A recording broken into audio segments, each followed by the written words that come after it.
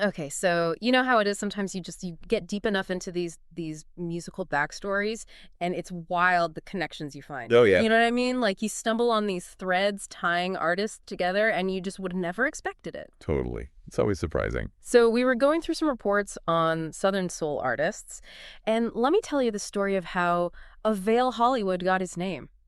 It's like something out of a movie. Oh, really? Yeah. So apparently, in his family studio, they had this Elvis Presley poster hanging up, right? And it wasn't just any poster.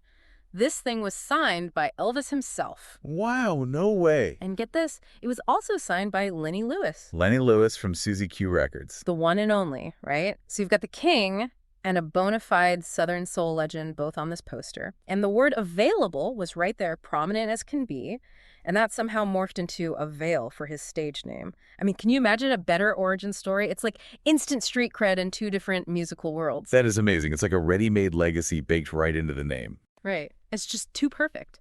And it gets you thinking about all the influences swirling around this guy from day one, which is exactly what we're going to do today on the deep dive. We're doing a deep dive on Avail Hollywood, this force of nature in the Southern soul scene. He's really making waves. No kidding. So picture this R&B and blues at the core, but with this vocal style that'll stop you in your tracks. And the way he weaves stories into his songs, it's like mini movies for your ears. We've got a really in-depth report here, laying it all out. His whole life story, his musical influences, tracks the impact he's having. Yeah. We basically want to give you the Avail Hollywood cheat sheet, so you can sound super informed at your next party. I like it. All right, so let's kick things off with the basics. Christopher Estelle, that's Avail Hollywood's given name, born July 24th, 1983 in Texarkana, Texas. Now, come on, you can't tell me that Southern upbringing doesn't play a huge role in Southern soul music. It's got to be in the DNA. Oh, absolutely. It's essential Southern soul. It's all about capturing the essence of the American South, the experiences, the culture, the whole vibe. It's a genre that's deeply tied to place and heritage.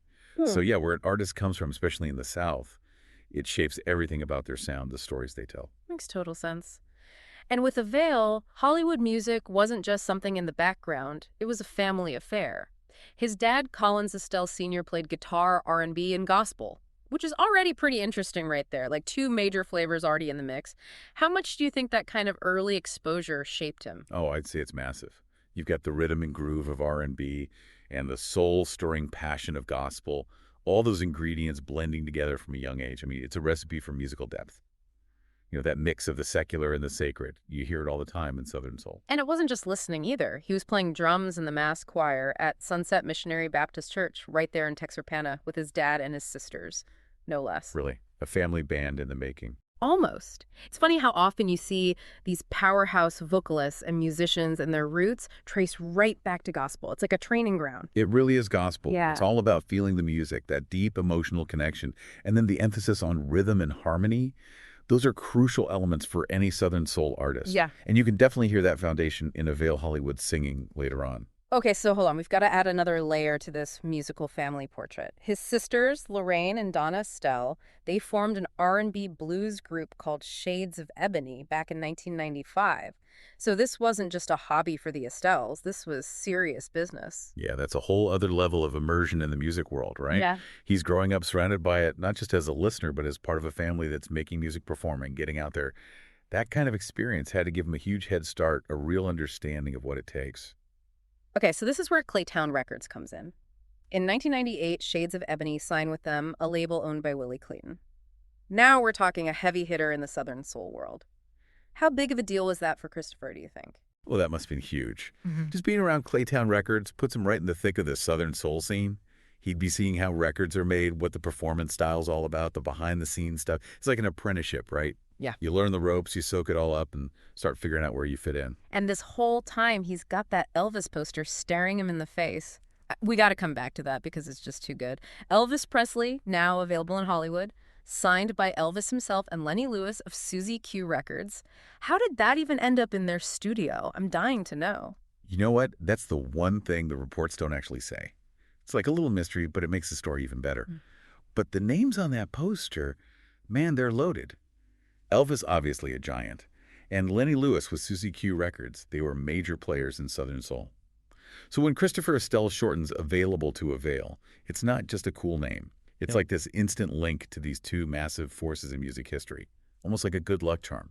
Like, he's claiming his spot in that lineage right from the start. I love it. Oh. Okay, so we've got the background, the family, the name.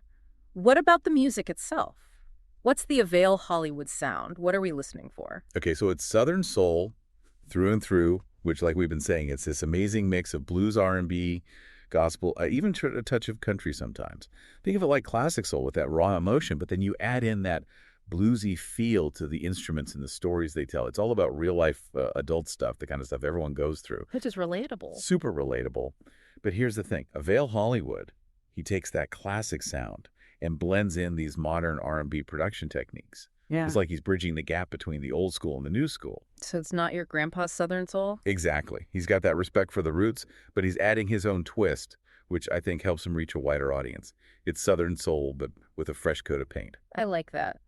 Now, the report talks about his vocals, a distinctive, soulful, expressive tenor voice. What is it about his singing that grabs you? Oh, man. His voice, it's the heart and soul of his music.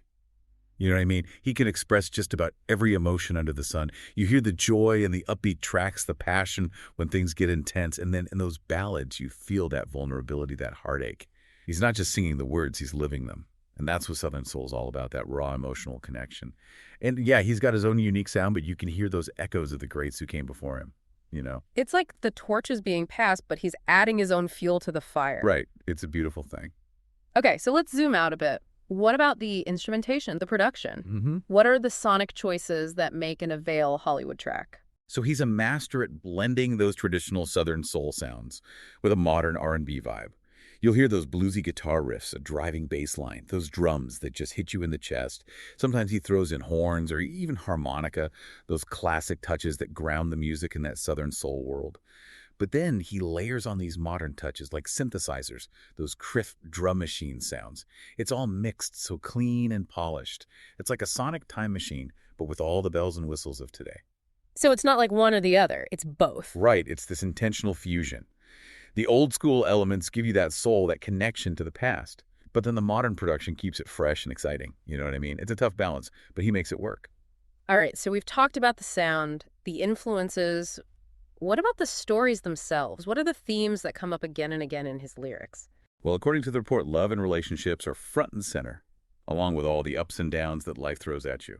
Pretty classic Southern soul territory, right? Yeah. But he goes deep into these adult relationships, the good, the bad, the messy. It's all there.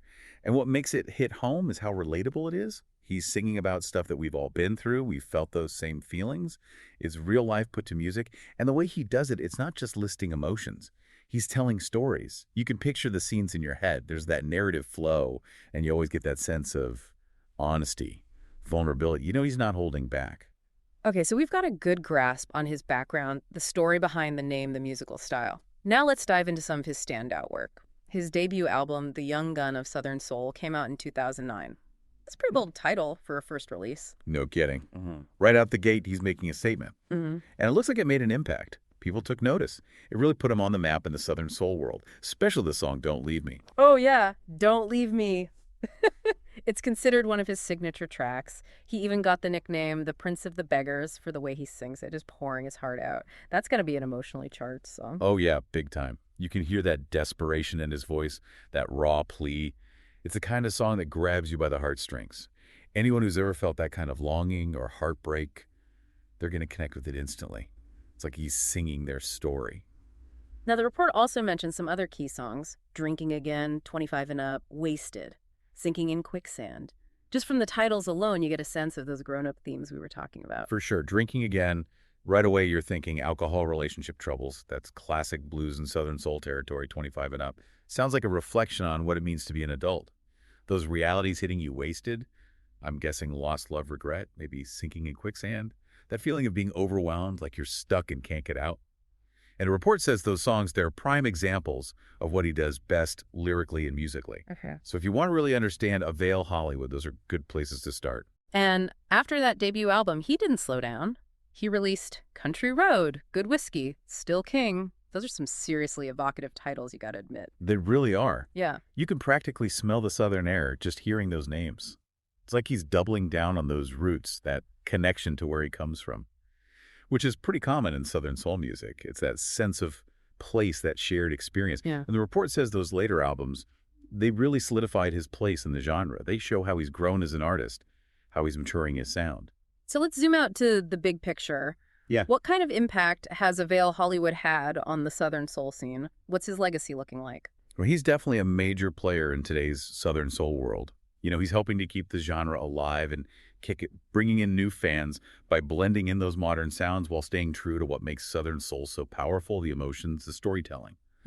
And people are responding to it. He's got a broad audience, folks who love the classic sound and those who are just discovering it. The report also mentioned how live performance is such a big deal in Southern soul.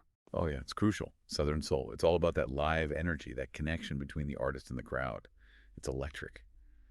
And Avail Hollywood, he's got that stage presence, that charisma. It's like a conversation through music, that back and forth, that shared experience. That's what keeps people coming back for more. So in terms of influence, how is he shaping the future of Southern soul, inspiring other artists? Well, I think the way he blends traditional and modern sounds, that's a big part of it. He's showing that you can honor the roots of Southern soul while still pushing the boundaries, bringing in new elements. And that opens up a lot of possibilities. It's like he's creating a bridge between the old and the new, inviting a whole new generation to discover the power of this music. Okay, so let's recap. We started with his upbringing in Texarkana, that musical family, his dad and sisters all in the mix. Then we had that amazing story of the Elvis poster, which basically gave him his name and tied him to both a global icon and a Southern soul legend. We dug into his music, that fusion of traditional and modern sounds, those powerful vocals, the way he tells stories through his lyrics. We even touched on some of his key albums and songs, the ones that put him on the map and cemented his place in the Southern soul world. It's quite a journey. It really is. And it makes you think about the bigger picture, doesn't it? This whole idea of blending genres, keeping things fresh while staying true to your roots. How important is that for any genre to survive, to thrive, to reach new audiences? It's almost like a musical evolution. And who else is out there doing this kind of thing, pulling from different worlds, creating something new and exciting? I think that's something worth exploring. And of course, we encourage you to go check out Avail Hollywood's music yourself. Now that you've got the inside scoop, there's a whole world of Southern soul waiting for you. I second that. So until next time, keep those ears open and those minds curious. Today is your lucky day. Today is the day that our $3 website works for you, paying you directly to your PayPal daily. Imagine $3 ongoing continuous payments to your PayPal account. Imagine falling asleep and waking up to $300 in your PayPal account. How would this make you feel? How could this help you? What bills could you pay? What kind of fun could you have? What does that retirement look like now? All for a one-time payment of $3. This website is DFY done for you, fully built and completely hosted, and never stops collecting payments for you. You have spent $3 on coffee on a regular, but that coffee won't help you create multiple streams of income. Click the link below.